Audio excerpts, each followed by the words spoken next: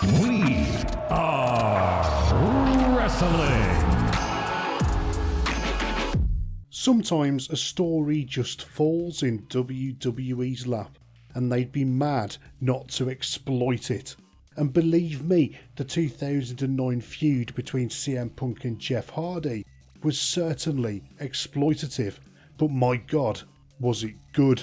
For me, this was one of the best feuds that WWE have produced in the modern era. Somehow it feels like it's been lost to time, as when people talk about Punk's WWE run, they tend to focus on the pipe bomb, cult of personality era of his career.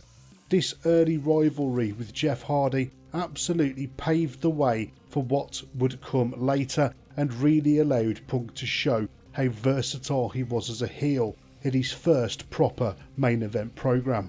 Jeff Hardy played his part in this feud perfectly too, and for someone like me who adored the Hardy Boys during their Attitude Era peak, it was brilliant to see Jeff Hardy elevated to the main event too. In fact, it's extra incredible looking back at the entire feud to see that Hardy allowed the blurring of reality and fiction to go ahead as he did, as so much of his real personal life affairs was mixed into the programme.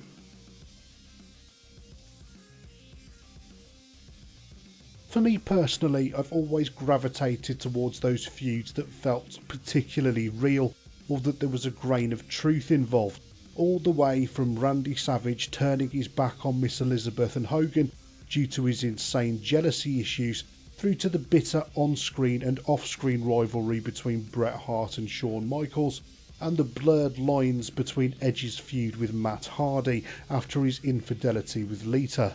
I feel like it's so easy to get invested in a story like that, and that's the beauty of pro wrestling. The thing that sets it apart from most other forms of entertainment, that it's neither fully fictional or fully real. This story had a foundation in reality. Hardy's issues around substance abuse were well known for all to see, including the fans, as Hardy had racked up countless infractions over the previous decade. In 2003, Hardy was given the option of either going to rehab or losing his job in WWE, so bad had his problems become. At the time, Hardy admitted to his issues but had no desire to go to rehab, so WWE fired him and he spent time away from WWE for 3 years. In those 3 years, he went to TNA, where he proved to be highly unreliable, no-showing live events and disappointing his fans. Eventually, TNA would fire him too.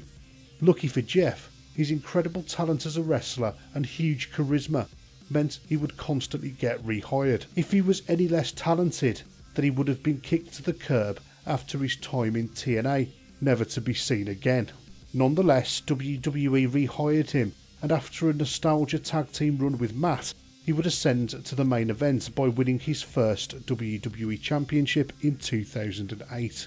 As much as I admire his work, it is unbelievable to me that WWE put any faith in Hardy at this point, as he had violated their wellness policy on numerous occasions, and he was never a particularly good promo guy. But still, WWE proceeded, placing Hardy in a feud with top heel Edge for the World Heavyweight title in a ladder match at Extreme Rules, a match that Hardy would win, and the arena erupted when he did so. Hardy's reign would be short-lived, however, as CM Punk would take the opportunity to cash in his Money in the Bank contract.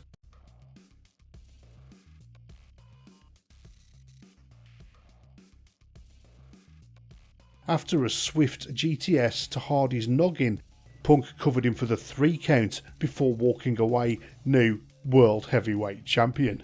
If Jeff Hardy was rubber, then CM Punk was glue, as that moment sparked a feud that just worked perfectly.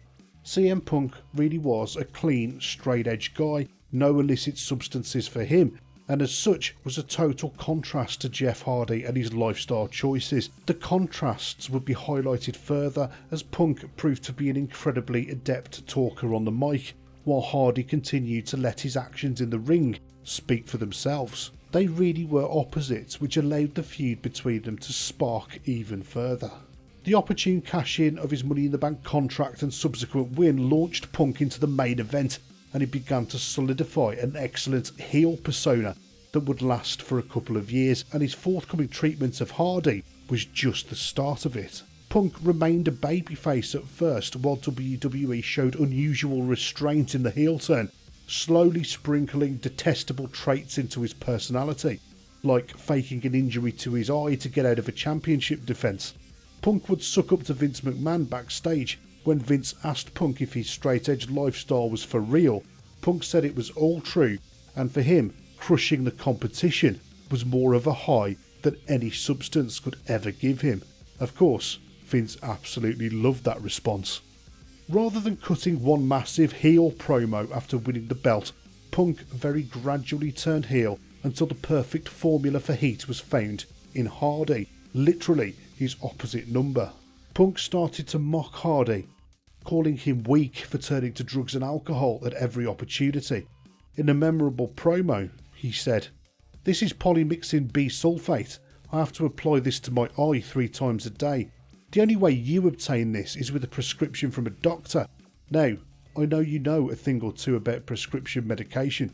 What I don't think you realise is that you have to go to a doctor to legally obtain some.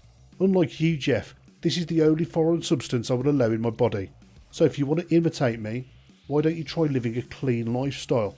Why don't you try living a straight-edge lifestyle?" As the fans started to vocalise their distaste for Punk and love for Hardy, Punk became enraged that the fans would support an addict over someone living a clean, straight-edge lifestyle. He would say, "Jeff, you've got 2 strikes. Do you know how many I have? 0. Jeff, you know how many times I've been suspended? 0. Do you know how many times I've been to a rehab facility? That's right, 0. Just by knowing that Punk was speaking the absolute truth during these promos, not fiction, many of them were tough to watch as Hardy stood on and absorbed the criticism.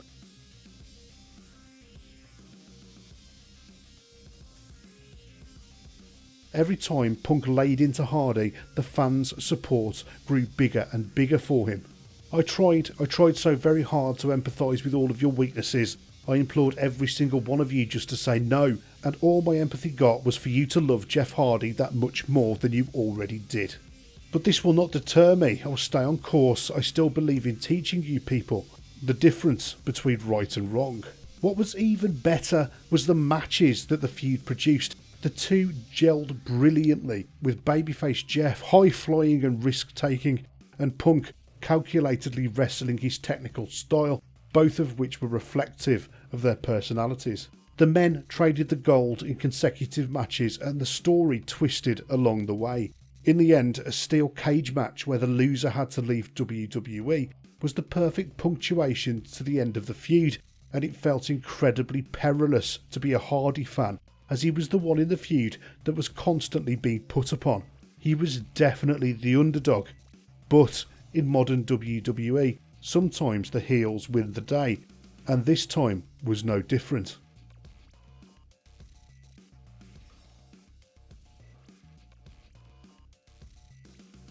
Punk defeated Hardy, and there was a real outpouring of emotion from the fans after the physical and verbal onslaught Hardy had suffered for the past few months, and now he had to say his final goodbyes to the WWE Universe. It would be 8 years before he would return to WWE.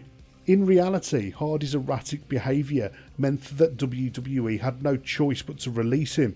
They tested the water with him in the main event picture, but he just couldn't be trusted.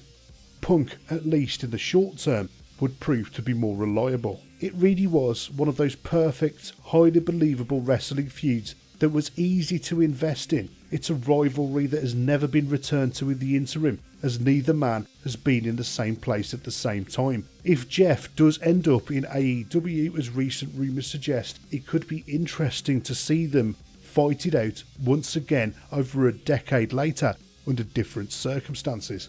Now, looking back, it's easy to see that Hardy helped Punk to reach new heights as a heel, and Punk's jibes at Hardy's expense gave Hardy a relatable 3-dimensional character. Everyone loves a flawed personality, and many of us have been in positions where we have been bullied for our flaws.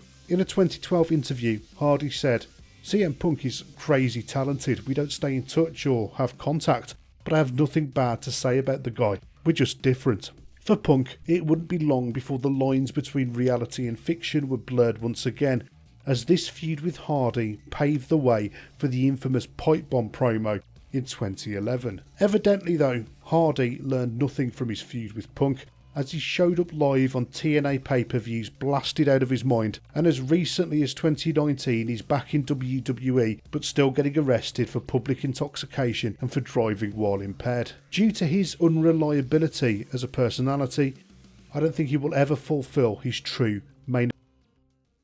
Are you ready?